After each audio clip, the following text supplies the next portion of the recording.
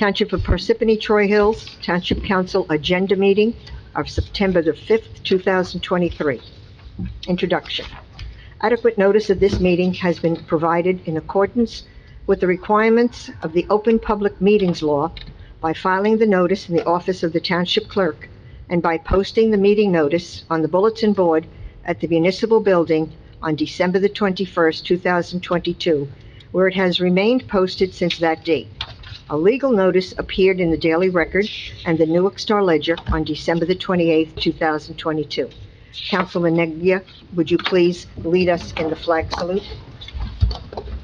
I pledge allegiance to the flag of the United States of America and to the republic for which it stands, one nation, under God, indivisible, with liberty and justice for all. Roll call, please. Mr. Carifi? Here. Mr. DePiero? Here. Mr. Musella? Here. Mr. Neglia? Here. Ms. Grignani? Here. Also in attendance are Mayor James Barbario, Business Administrator Jamie Bryant, Township Attorney Michael Lavery, and Municipal Clerk Colette Madden. Council President, we have a quorum. You may begin. Thank you. Upcoming meetings, September the 19th, 2023 at 7 o'clock will be our regular meeting. On October the 3rd, 2023 at 7 o'clock would be an agenda meeting. Mayor? Sure. Council President, I'm going to be pretty lengthy tonight. I'm going to be responding to social media posts that were posted with regards to some township residents. But before I do that, I hope that everyone had an enjoyable, relaxing Labor Day weekend. As Parsippany schools are preparing to welcome students back to the classroom, I wanted to make sure we had an agreement with our schools on safety. The chief and I and the business administrator, we met with the superintendent and members of the Board of Education to discuss a new shared service agreement that we all believe is the best interest of the kids. 9/11 Remembrance. Next Monday is September 11th, and while the attacks themselves occurred 22 years ago, these consequences are still felt each day. America has made important gains in security since 2001, but that day changed us all forever. Every day, the families and friends of those taken on 9/11 mourn the loss of their loved ones and all that could have been with them. Residents are encouraged to hold this day closely to their hearts and reflect on the day that forever changed us. Please remember and pay tribute to the lives lost on September 11th.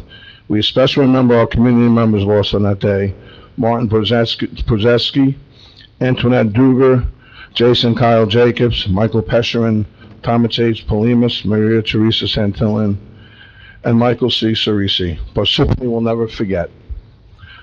Parsippany's 20th annual Fall Festival. With the onset of fall, one of Parsippany's most anticipated events arrives. The Fall Festival is an annual tradition that kicks off the season with all the sights, sounds, and wonderful aromas of a carnival. Our residents come together to enjoy not just the entertainment and food, but the people that make up a wonderful community like Parsippany. This year, festival is taking place on Sunday, October 1st, 2023, from noon to 5 p.m. on North Pembroke Road. The farmers market has been a great success. It has been a fantastic opportunity for the community to access fresh, locally grown produce and other artisanal goods. It continues every Friday, 2 to 7 p.m. at Veterans Memorial Park. 2023 Sokolowski Senior Citizen of the Year Award. The Parsippany Office on Aging is accepting applications for the 2023 Sokolowski Senior Citizen Year Award. September 1st was National Food Bank Day. Table of Hope conducts a mobile food pantry distributing food weekly throughout Morris County and on Fridays from 10:30 a.m. to 11:30 a.m. in Parsippany at Liquid Church on 299 Webbro Road. This week is National Crime Prevention Week, a time to work together to keep our community safe and secure. Awareness and unity play a crucial role in preventing crime. For more information and resources, contact Mayor James Barbero and Chief Pantina, which encourage you to visit the Parsippany-Troy Hills Police Department website at www.parpolice.com. I'm not done yet. I'm just gonna.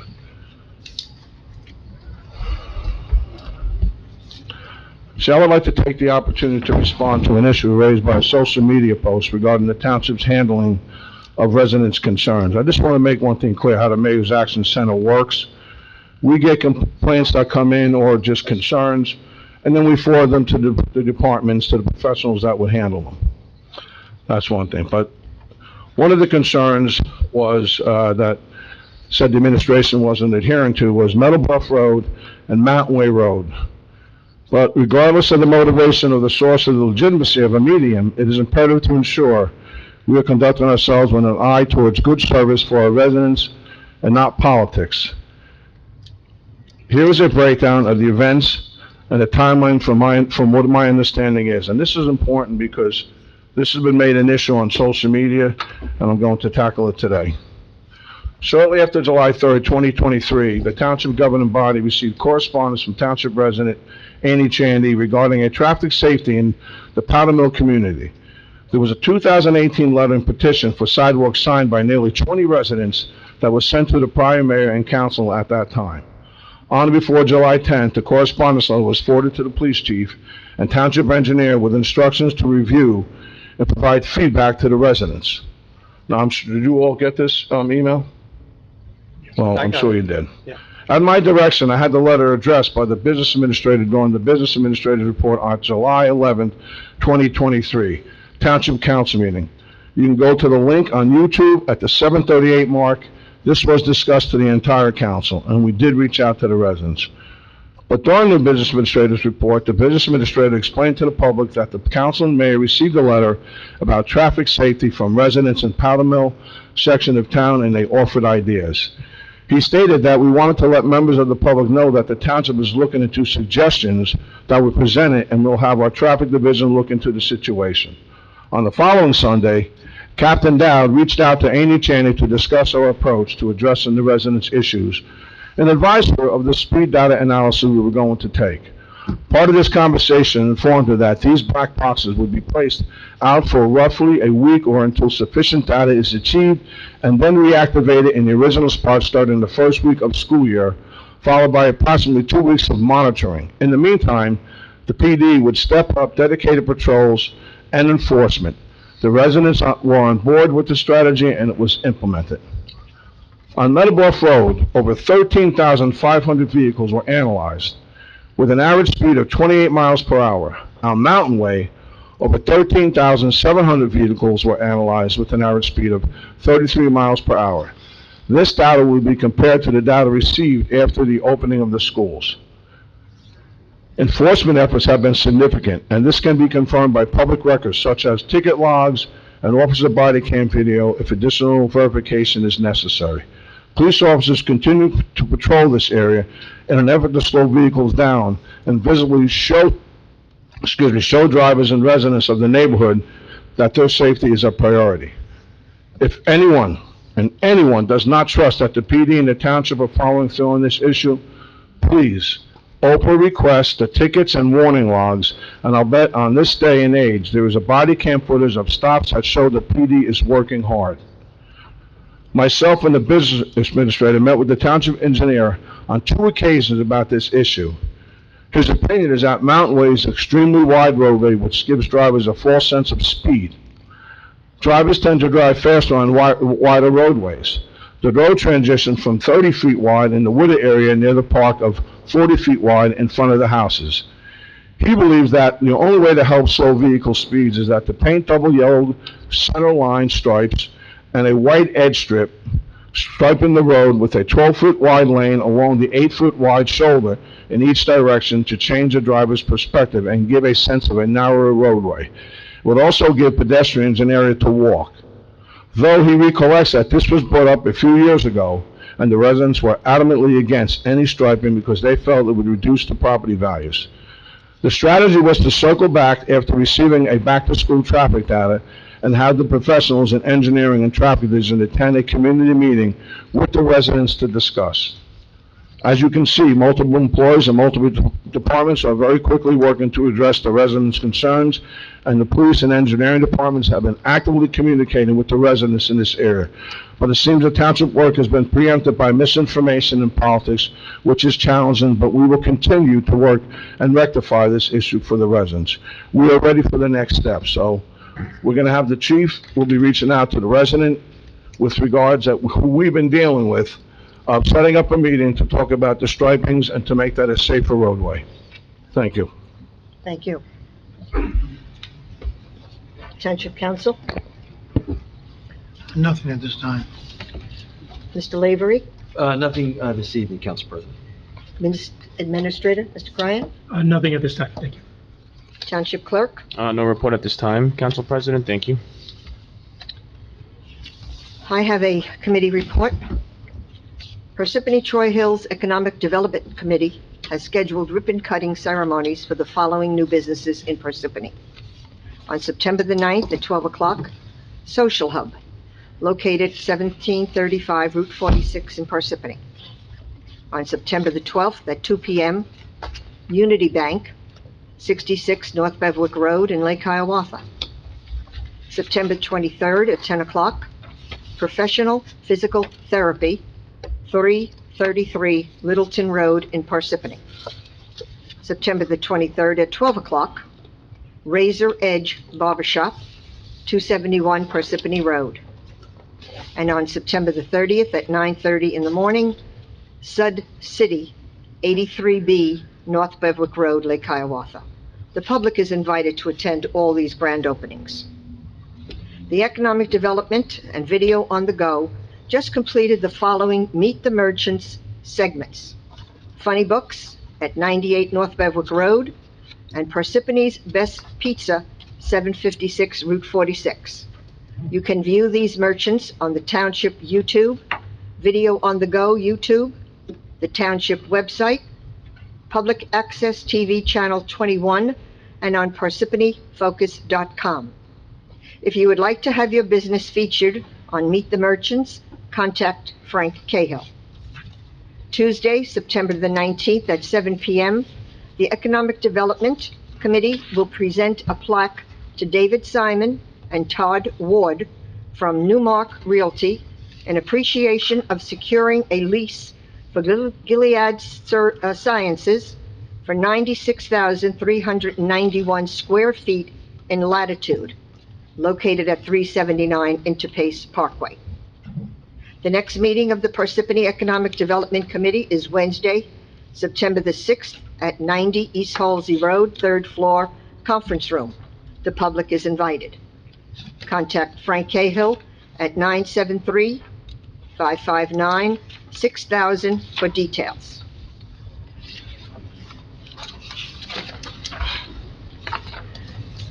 Bids taken on 8/24/2023 wastewater treatment plant structural repairs. On 8/30/23, one 2025 Ford E450 Type 3 Class 1 ambulance. To be taken. On 9/21/23, well redevelopment services of wells 18 and 19 and pumping system replacement for wells 18 and 19. Paul?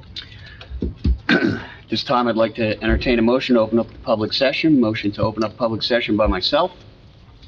Second. Motion made by Mr. Karifi, seconded by Mr. Neglia. Roll call. Mr. Karifi? Yes. Mr. DePiero? Yes. Mr. Musella? Yes. Mr. Neglia? Yes. Ms. Grignani? Yes. Floor is open to the public. You have 5 minutes to speak on any matter. Please just state your name. You do not need to state your address. Oh, okay.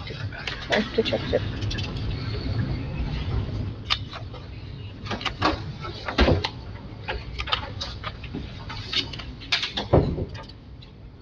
Hello, my name is Matt Cavanaugh. I'm speaking today to address a critical issue in the town, which is the increasing cost of living in Parsippany. These are the facts. Parsippany's municipal tax rate went up by 18% between 2022 and 2023 compared to 2021 taxes. It's clear when comparing annual final property tax bills each year, and it's clear when looking at the user-friendly budgets for 2021, 2022, and 2023. In 2021, the municipal tax rate was 0.0700. In 2023, it was 0.0828. That is an 18.3% increase, which is simple math. These statements are published What I can say is Bernie Clarkin, Judy Hernandez, and I have been knocking on hundreds of doors in Parsippany, and the same topic keeps coming up, which is the increase in taxes and the ongoing and growing residential concern about long-term affordability in Parsippany. We want to protect the long-term affordability and sustainability of this town so residents have a voice and overspending does not happen. Rather, fiscal reliability and responsibility is a priority. I watched a video of the last town council meeting, and the tax increase facts remain, and the priority remains in the citizens of this town and ensuring our neighbors can afford to stay here and so can their children. Thank you. Thank you. Can I respond, Council Please. President? Because I'm going to be doing the same response, I got to show up for the rest of the election year. Because Mr. Kavanaugh wasn't even in, at any of the council meetings when we started in 22 when I became the mayor. And I'm sure he wasn't at any of them when it was from 18. He could have been at a few with regards. And I guess he doesn't really understand how the budget process works. So when you take over a township and you come into a debt of $8.5 million because you overinflated the revenues and you took special dispensation, these things happen. So you come into debt, $8.5 million, and I left $22 million in surplus. I came back to none. I know you're smiling, Mr. Clarkin, and I can't wait for you to come up as well. But with regards to that, it's going to be the same mantra all the time, and I was left a mess. I had to fix it, and I'll continue to fix it. The bottom line is, Mr. Kavanaugh, I've seen you nowhere in any of these meetings till now. And you come in and you say, the math's the math. Well, if the math is the math, do you know local finance laws? You don't know them. You don't understand what special dispensation does to a town. Puts us in a hole. And that's what happened. So when I came back in, $8.5 million in the hole, that's an issue, and that had to be addressed. I didn't hide anything. I said whoever became the mayor, this was going to be the mantra. The only way to fix it was the way it's being fixed. And if you were here to listen to our auditor, the auditor says we're back on a financial ground, stable ground by doing what we did.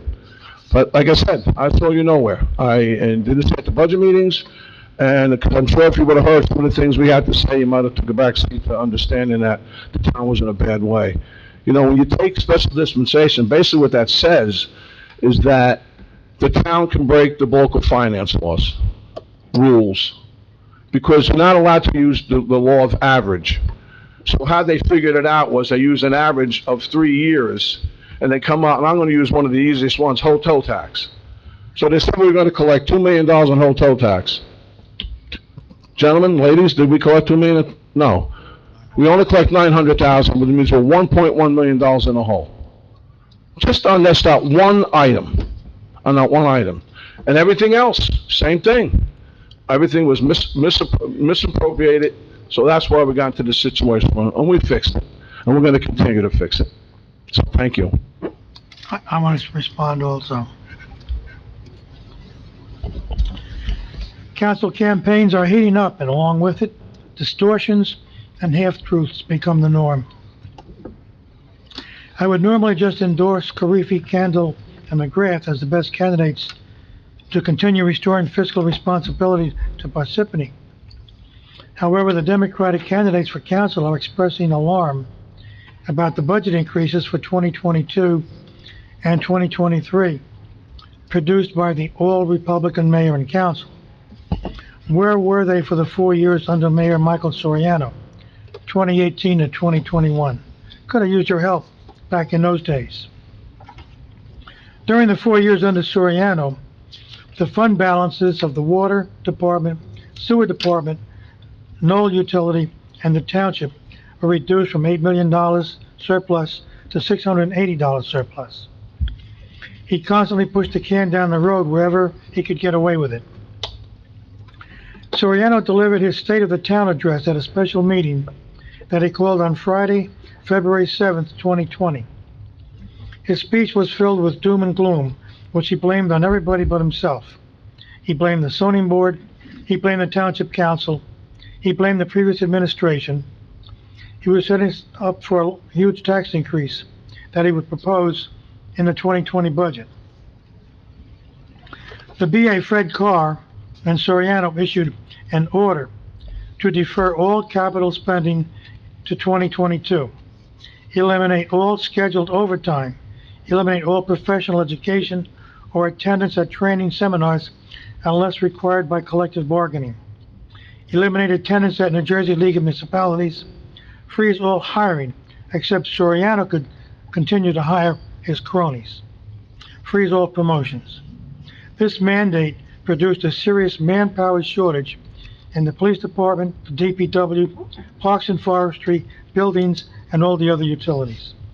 Despite all of this, Soriano wanted the council to approve a budget that was not statutorily correct, including a $5 million loan plus interest that must be paid within 5 years, a fund balance of $1 million that may not be used, seriously overestimating revenue and underestimating expenses, which is what the mayor referred to. He blamed the previous administration for not leaving him enough surplus. The township auditors had identified a number of serious errors in the budget and could not certify the budget. All of these deferments simply pushed the can down the road. Every department had to fill those vacancies, starting in 2022 and continuing into 2023. Where were Hernandez, Clarkin, and Kavanaugh during Soriano's fiasco? Why weren't they concerned about the budget during those 4 years? We certainly could have used their help in reining in Soriano's mismanagement. They didn't even offer a whimper. Anyone else would like to come up and speak, please? I already signed in. This is Patrick P. Antonio, 7K Road. I need to sit down here. Surely. Pat, take the mic with you, so. Thank you. I want to keep this on point as brief as possible. Excuse me, we can't hear in the back. Pardon? They can't hear you. Is it on? It's not working, that's It's why. not working. Just one moment. Hold on. There you go. I think it's on. Can you hear me? Yes. Yes. Thank you. Thank you, Mr. First, I have an issue with an open record public acts request I made. I want to talk about that for a minute. And then I want to tell you why I submitted it. I got two other quick issues. One with a tax payment the township lost that I personally delivered, and a flooding issue that's been exacerbated by a neighbor that the township, in my opinion, has failed to address properly.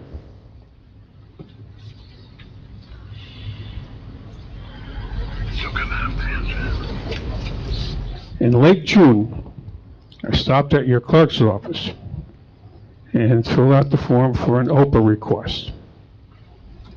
You have 7 working days to respond to it.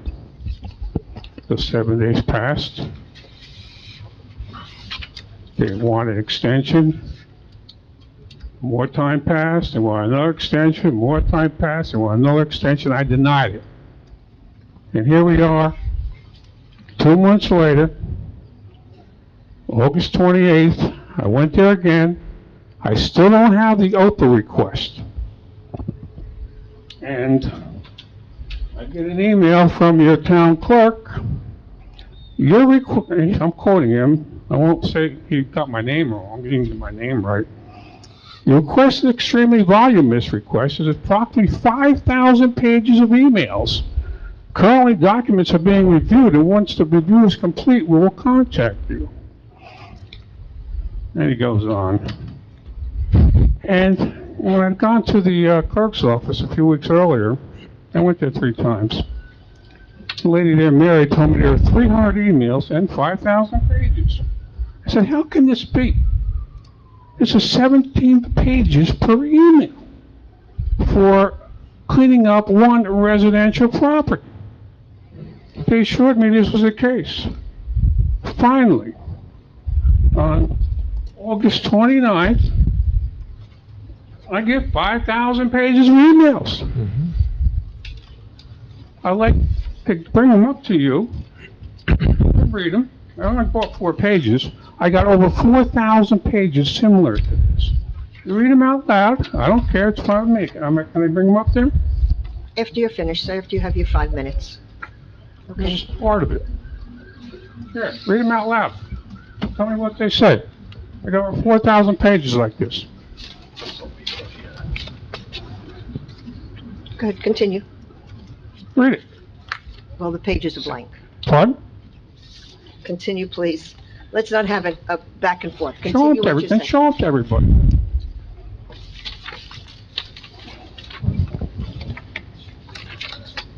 Can you read that? You have 5 minutes, sir. Please, continue. Can you read that? After over 50 working days, I still do not have the open request. I got duplicate emails, I got 4,000 pages of this, and the township emails are all redacted. Okay, that's what you're upset about. Sir, you have 1 minute left. Well, I can't finish in 1 minute. And I'm come back next week, Okay. next 2 weeks, that's ridiculous. So when am I gonna get So- the open request? Can I respond to this? Wait, let him finish. Okay. He's got 45 seconds left. It's all formatted incorrectly, obviously. It took me 10 seconds to figure out what the town couldn't figure out in 2 months. When am I gonna get the request? This is time up. No, he's 30 seconds You have left. 30 seconds, sir. Do you have any other questions? It's ridiculous. You wanna solve a problem, and you give them, I think I got 5 minutes. I can't even tell you the other issues. I object to it. When am I gonna get the request? Can you answer me? You've already far exceeded the allowable days. No one can answer me. No one here can answer. They're waiting for your time to be up, and then Time's up. there'll be a response. Time is up. Your time is Okay, up. so you did submit the OPA request. You're gonna let us talk now? So you did submit the OPA request. You are correct. It was 5,000 pages. You and I had a talk. I told you it was a formatting issue that had to do with the signature block. I spoke, let me finish. No back and forth. And I indicated to you that there was nothing that could be done after speaking to the IT and the attorneys. However, all the information was in the emails. You're just upset because of the redactions that were made pursuant to the Oprah law, which will not change. And if you don't like it, you can go to the GRC with that, okay? Can you read that? No. There's The no actual redactions were there. The information you're looking for was there. Correct. And that was what you were upset about. Sir, there's no back and forth. I'm sorry. You're not solving the problem. You're just sending it to us. The open matter is considered closed. If you don't like that, you could take it up to the GRC. Anyone else would like to get up to speak? Let me talk. Your 5 minutes are up, sir. I've been here for 5 minutes. Mr. Carriffy has been timing you. Your 5 minutes were up. I'm offended by this. Well, I'm sorry that you're offended, but your 5 minutes are up. Can't even do a open records act. Read that. We got 4,000 pages like that. No one's got any answers here. You said you would. Gave you the answers. I did give you the answers. You had the answers, and I told you wouldn't be unredacted. That's what I told you, correct? No, you said. I told you that. It was never gonna be redacted. No, I never told you that. Yes, you You're dismissed. talked to the lawyers about it. You can't even tell the truth here. Yeah, okay. They're not even telling the truth. I spoke to Justin about it, by the way, but you could go ahead and talk to Justin, talk to the GRC, talk to whoever you want. It's not gonna change the answer. Go ahead, man. Ma'am? Yeah, I'm not laughing. Yeah. You think it's funny, I don't. Okay. Okay, no, that's good. We're done. Sir, Come on. Morris County Miss, please. Health and Safety visits my house. Okay. Good for you. no, not yet. Nope, It might be off. Is it off? it could be off. Hello? There it is. Working now? There you Okay. go. All right. Sarah Grasso here. I'm here because I'd like to present some new data about the cannabis industry in New Jersey on a state and local level. Kind Kush is the first adult use dispensary in Morris County, and it officially opened its doors on August 19th on Route 46 in Rockaway Borough. Now there are 18 out of 21 counties in New Jersey that have at least one dispensary. I mention this not only because we're neighboring towns, but because I highly recommend visiting the facility so that you may see its storefront operations in motion, as well as take note of the security and safety measures they've taken to prevent underage purchases. These state-mandated operating procedures are exactly what my company, Happy Days Boutique, would have in place when we open our storefront here in Parsippany. And if you do decide to visit and purchase product from Kind Kush, tell them it's your first time. They'll give you a discount. During the last New Jersey Cannabis Regulatory Commission meeting, the Commission discussed the total number of adult use sales and sales tax revenues that were collected in the state in Q1 and Q2 of 2023. Gross sales in Q1 were over $145.7 million, and in Q2, I don't know what's wrong with this.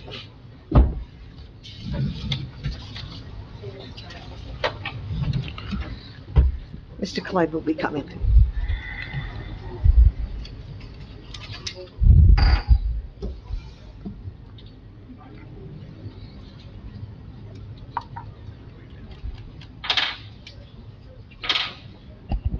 I'm gonna bring Yama on here to do a sound system for us. This is horrible. None of these mics keep going dead. Well, other meetings that are held here, they leave them on, they don't turn them off at night. We're at the batteries. Board of Adjustment, Planning Board. check. All right. Okay. Gross sales in Q1 were over $145.7 million. And in Q2, $160.2 million. This shows an increase of 10%. Municipalities with adult use dispensaries have benefited. Bring it over here, just so you're on the. Thank you.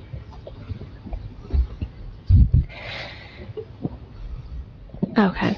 Municipalities with adult use dispensaries have benefited greatly. They collected over $9.3 million in Q1 and $9.4 million in Q2. And that's all I have for tonight. Thank you. Thank you. Thank you. Okay, here it goes.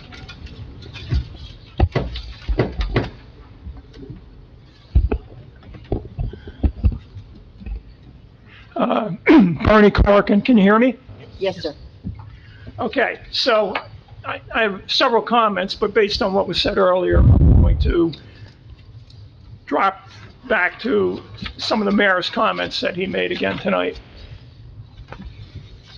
When the prior administration left office, there was no deficit. There was about a $10 million surplus by the measurement you've been using, which is adding together the four major funds. Which You're wrong, but go ahead. You know what they are as well as I do, because you actually said 10 million in a meeting last year. In any case, the majority of the reduction was in the sewer and water funds because more money was spent on sewer and water repairs and salaries for the sewer and water departments during the 4-year prior administration than the 4 years before that. And the main reason that nobody wants to talk about up here, that there was a crisis in financing in the 2020-21 period, was COVID. Now, you can say what you want, but that's a reality that everybody in this room, everybody in this town knows about. COVID had a very negative impact on the town's finances. So I don't have enough time to cover every line-by-line thing that has been said here, but that's my initial response, which I can expand on at other meetings, about the budget surplus versus the non-existent budget deficit in 2021. Last week, my name came up quite a bit, and a lot of it had to do with the fact that I had pointed out that Councilman DiPiero had accepted $7,800 in campaign contributions after he had announced his retirement. Among other things, he suggested that I was a no-show at any civic events or whatever else he might have been alluding to during his whole time here. He never saw me at anything. Well, guess what? We are on the Knoll Golf Committee together, as you may or may not recall me being there. In fact, I was on it until in September of 2022, the mayor sent me a letter dismissing me from the Knoll Golf Committee. Why? Because he felt like it, I guess. And, so much for volunteering to be on civic committees. When you speak out, as I did in August of 2022, about the tax increases that were included in the budget, the huge tax increases, I find myself in September getting a letter dismissing me from the golf committee, where I was honorably serving. One other thing that was interesting about the meeting that I watched on video from 2 weeks ago, several council members spoke out supporting Councilman DePiero. One person that didn't was Councilman Karifi, who is up for re-election. So I'd also be curious as to how strongly he feels about the other councilmen accepting $7,800. I don't want to take up too much time, so I think I've covered everything as much as I want to for now. If anybody wants any comments before I sit down? Sure. Unless you want to go, Councilman, first. Yeah, I'll go. First off, I'll put on the record that I fully 1,000% support Mr. DePiero. You can smile all you want, Mr. Clarkin. Go ahead and smile all you want. Everything this man has done for this town over the last 40 years has been on the up and up. Just like his financial reports, everything is legal. It's all legal, right? No, it's not. When you say legal, I say ethical. There's no back and forth, Mr. Clarkin. There's no back and forth. There is no back and forth. You're trying to portray Mr. DePiero as being shady. I'll tell you what's shady. Your son, who works for the Board of Elections, who's supposed to be No, he unbiased. doesn't. No, he Okay. doesn't. Does not? No. He does not. No. No? No. Okay. N-O. Since No. when? Since when? I don't know. A while ago. Oh, you don't. Okay, you don't know. You don't know. I have to track I'll these bring. down. Okay. We're not going back and forth. You're done. It's my turn to talk. Well, then tell the Your truth. son. Your You're son. talking I about brought my this up. son. You're done. You're done. You're done. Hey, You're I'm done talking. I'm done. Let's put it on the record. Your son was hired by Mayor Soriano as his chief of staff, brought in at top pay, replaced the person that worked here for over 20 years. Your son did not have an iota of experience, not one iota, but he was given that job at top pay, and you wonder why this town, the salary range, if you knew anything about the government here, you'd know about the salary range. You pretend to be an accountant and knowing how the town works. I'm not going back and forth with you. Your son was brought in at top pay. You talk about why the town was in financial straits, especially during COVID, and I brought this up. If you spend $1, you bring in $1, but you continue to spend $100, where are you getting the $99 from? Your son was brought in here at top pay, the top of the salary guide, with not an iota of experience, and then mysteriously resigned for some unknown reason. Get an MBA. Which most people get at night when they do that. So one can only speculate. Go ahead and laugh, Mr. Clarkin. Okay? My son is working in the private sector right now. But anyway, listen, I'm not going to get into it with you. All right? You want to try to criticize Mr. DePiero, a man that has dedicated over 4 decades to this town. You should be ashamed of yourself. You really should be ashamed of yourself. Nobody interrupted. Okay? Can we stop? You should really be ashamed of yourself, Mr. Clark. I am not ashamed of So, myself. if you want to question my opinion and my loyalty to Mr. DePiero, you are dead wrong. Dead wrong, because there has not been a person in this town that has dedicated as long a service to this town. You should be ashamed of yourself. I'm not ashamed of myself, and I actually thought you were afraid to support him. I'm not afraid. I'm not afraid of anything. I am not afraid of anything. I can tell you that right now. Please. I should be ashamed of myself. Where's my gap? All right, Please. You mind I respond? No, please respond. I know you're going. There shouldn't be a back and forth. Yeah, there shouldn't be a back and forth. We're You know, trying. you spoke in this like a folks, but that's beside the point. He should sit down, actually. Right, but the point is this, we had, during the COVID, he's using the COVID period, we had a 99.43% collection rate in Parsippany. So our taxes were being paid almost 100%, that. He talks about money being spent in the sewer and water, but guess when the debt came due? Came due when I took office. So the debt came due on the bonds for water and for sewer, and I think it came to $6 million in each utility. So now the debt's coming due under my administration. Well, that's how it works. That's how bonds work. So to sit there and say they spent all that money, no, they only bonded for it. Now the money's being spent because now the projects are being done. You know, when he says that, you know, that's why his budget. But we fail to say and talk about is, and I know that probably one more individual will come up and speak about the sewer and water utility with regards to the monies that I transferred over to the general fund and the money that was transferred over from the previous administrator's general fund. From 2000, it all started in 2011, and the amount that they're using was from 11 all the way to 17. The amount that was used from 2018 to 2021 was the rest of it, all in one shot. And if you look at the audit reports, because the audit reports will tell you how much money was used, a lot of that money was used in the sewer utility for revenue.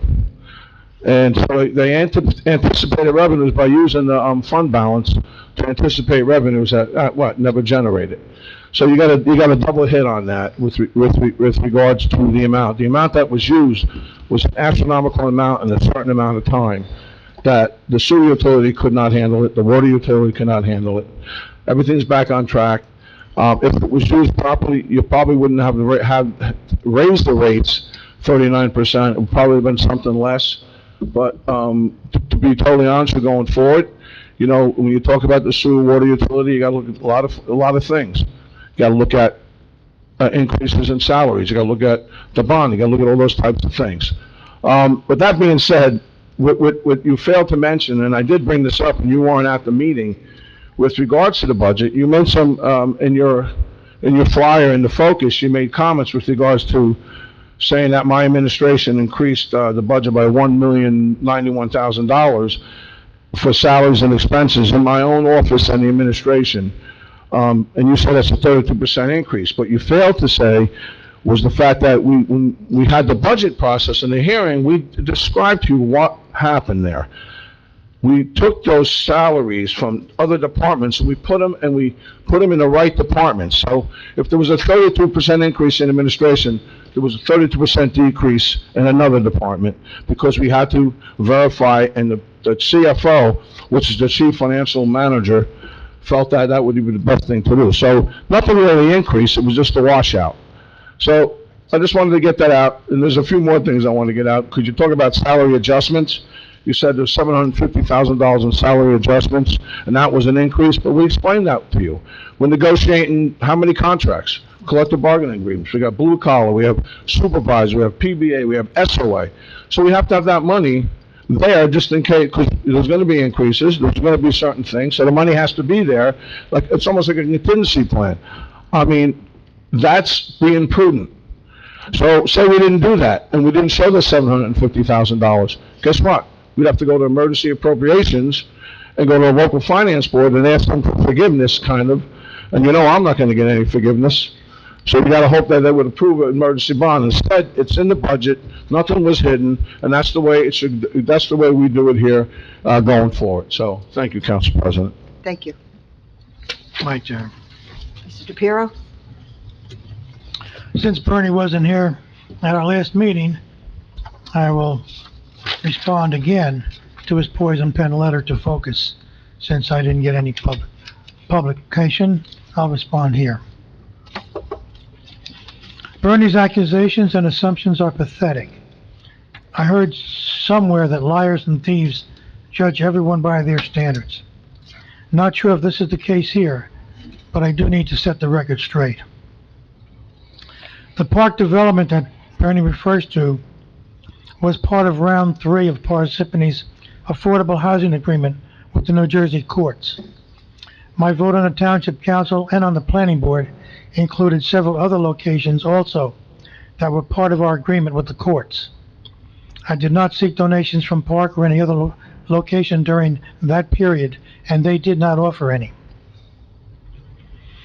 After serving Parsippany Township in many capacities for the past 58 years, 46 of those years as an elected official, I decided not to seek re-election. My term on the Township Council ends on December 31st, 2023, and so does my 25-year service to the Planning Board. So why would anyone want to donate to me? The reasons are simple. I have been involved in many organizations over that time that have touched many lives. When Money Magazine and other publications list Parsippany as one of the best places to live and work, I like to feel that I have been a part of that collective wisdom that got us here. Some of those people whose lives that I have touched want me to stay involved in Parsippany even after my term ends. The Little Leagues, soccer, tricky trays, ad journals, fundraisers for so many worthy organizations in town cost money. For the past 40 years, all of my township council salary and some of my election fund donations have gone back to those organizations in town. The $7,800 that you are concerned about will all go back to those organizations until that money runs out. Bernie's the only person in 58 years attempting to question my integrity and tarnish my reputation. And all the organizations and committees that I have led, participated in, or supported in those 58 years, I have never seen Bernie at any of them. Okay, one exception that he just mentioned. He's an opportunist and has only looked out for himself. I sincerely hope that he's not elected. Now, I'll point out, since I'm not running for office, I have nothing to lose. Some of the money that I've dedicated to the township that's in my election fund, I will now divert that to support the Republican council candidates just to get you defeated. I hope your running mates appreciate your efforts. Anyone else like to get up and speak, please?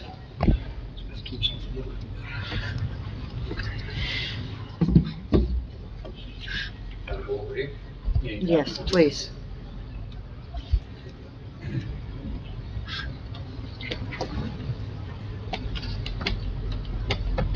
I'm sorry to see all this politics going back and forth, but I do recall one thing that happened during the Soriano administration when him and the accountant and the town administrator worked out a minor tax increase to compensate for the water infrastructure collapse. 11 of the 9 wells had problems. Plus there was other infrastructure problems. And the minor tax increase was an average, I believe, of $4.36 a month for every resident. The Republican majority voted that down. Now, to me, that was a slight against the mayor, the accountant, and the administrator at the time, because they spent the time. Now, it was done for one reason, because they were from the opposite party. But now, when Mayor Barbario was, everybody had no problems. All the pins went down, 300 games, no problem. But when the other mayor, and there's a letter that former councilwoman Janice McCarthy wrote and explained the whole situation. She was thanked for being a great councilman and everything, but it was like everything she brought to light was in one ear and out the other. You ignored it. And then we had other things. The Inglesino, the former, your brother, the ridiculous lawsuits, the Aurora. How much did that cost the town? Nobody wants to mention that. And the water view, something that could have been zoned as a non-structural stormwater component that the developer would have had to provide, and it would have stood for just as good as any open space. He took over $4 million out of this town's local open space fund. So all that happened with everybody's approval, the Republican Party. I'm neither a Democrat or a Republican, but I only have two choices to vote for. So this is what I see. All right. I happen to look at the chapter 430-8 with definitions and terms, and I noticed that we have 6 overlay ordinances that were never used. This is going to come up at the next meeting for the 23 and everything. But what I find interesting, I went to look to see if there was a term or a definition, historic district. We have a sign that says there's a historic district down by South Beverwick, but we don't have any overlay zone for it. We have the Livingston Mansion, we have other structures. Pudding Stone would be another example, because you can have an overlay zone for environmentally sensitive areas or unique areas. So I think that's an oversight. The only thing we have overlay zones for, I believe, is the affordable housing. But we have 6 empty overlay zones. And I think we can defend our town's character more if we perhaps use these overlay zones. And another one might be the Knoll Golf Course itself, for its, there's an overlay zone for protecting rivers and watersheds. And I still haven't heard anything, and I don't believe anymore that the Knoll is going to get in the river-sensitive program, although they can. And I'd like to have, there should be some kind of a meeting of the Knoll Golf Course to discuss why they should or why they shouldn't get in the river-friendly program. So I wanted to speak more on the overlay zones, but one thing led to another. But I'll be here again next week if I'm still walking the earth. And why can't we all just get along? All right.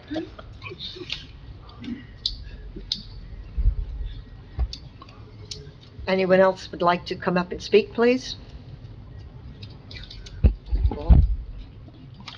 Okay, at this time, I entertain a motion to close the public session. Second. Motion made by Mr. Karifi, seconded by Mr. Neglia. Roll call, Mr. Karifi? Yes. Mr. DePiero? Yes. Mr. Musella? Yes. Mr. Neglia? Yes. Ms. Grignani? Yes. Floor is closed. Ordinances for introduction. Council, would you please look at those ordinances? If there are any questions?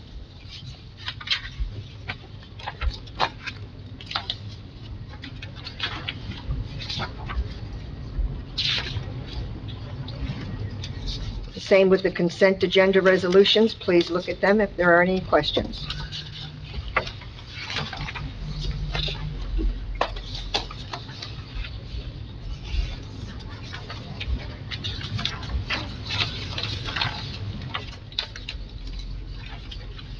Mr. DePiero? Okay. Approval of payroll and bills list. CFO Leonard Ho recommends authorization for payment. 1. Authorize payment of the September 1st, 2023 regular and miscellaneous payroll estimated at $1,650,000. Item 2. Payment of bills from voucher list of 9/1/23 through 9/3/23, $3,096,659.20. Motion to approve the authorization for payment above by myself. Second. Motion made by Mr. DePiero, seconded by Mr. Neglia. Roll call, Mr. Karifi? Yes. Mr. DePiero? Yes. Mr. Musella? Yes. Mr. Neglia? Yes. Ms. Grignani? Yes. Motion passes. Mr. Musella, please. Make a motion to adjourn? Second. Motion made by Mr. Musella, seconded by Mr. Karifi. Roll call, Mr. Karifi? Yes. Mr. DePiero? Yes. Mr. Musella? Yes. Mr. Neglia? Yes. Ms. Grignani? Yes. Thank you, everyone. Have a good night.